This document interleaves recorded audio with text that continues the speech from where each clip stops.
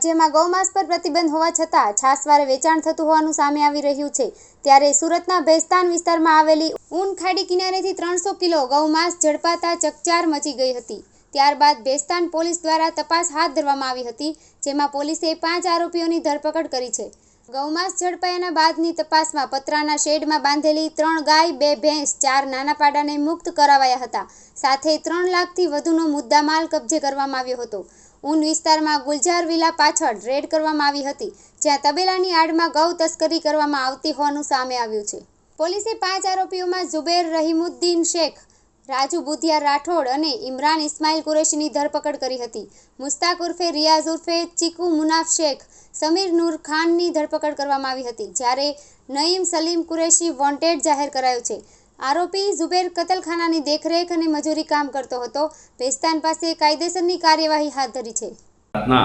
ગૌરક્ષકોને બાતમી મળેલી કે ભેસ્તાનના ઊન ખાડી વિસ્તારમાં ગુલજાર વિલાની પાછળ એક ગાયની કતલ થઈ રહી છે।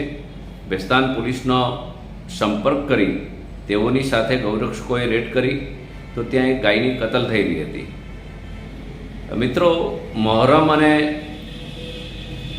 બીજા પણ તહેવારો આવવાની તૈયારી છે ને મહોરમ ચાલી રહી છે, તેમ છતાં આ કસાઈઓ, ગાય કાપવાવાળા લોકો હજી પણ બેફામ છે।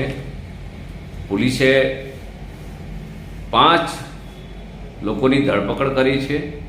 આ 5માંથી 4 લોકો એવા છે કે જે વારંવાર પશુઓની હત્યા કરવામાં ટેવાયેલા છે।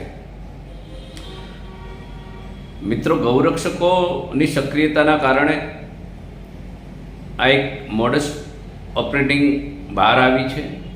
જે લોકો વારંવાર પશુઓ લાવતા ને એક તબેલામાં રાખતા અને પછી ધીરે ધીરે એને એ પશુઓની કતલ કરવા માટે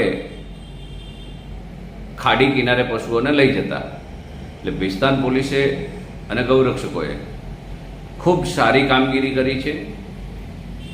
આ જે લોકો છે એ વારંવાર આવા પશુઓ કાપવાથી ટેવાયેલા છે, એમના ઉપર પહેલાં પણ અગાઉ કેસો થયેલા છે। આ તમામ કસાઈઓ વિરુદ્ધ પાસા સહિતની કડક કાર્યવાહી થવી જોઈએ।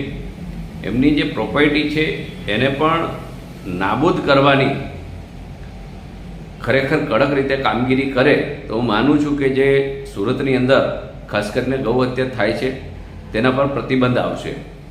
આમ પણ પોલીસ હમણાં તમામ જગ્યા પર દરોડા પાડી રહી છે, ખૂબ સક્રિયતા ગૌ હત્યાના મામલામાં દાખવી રહી છે।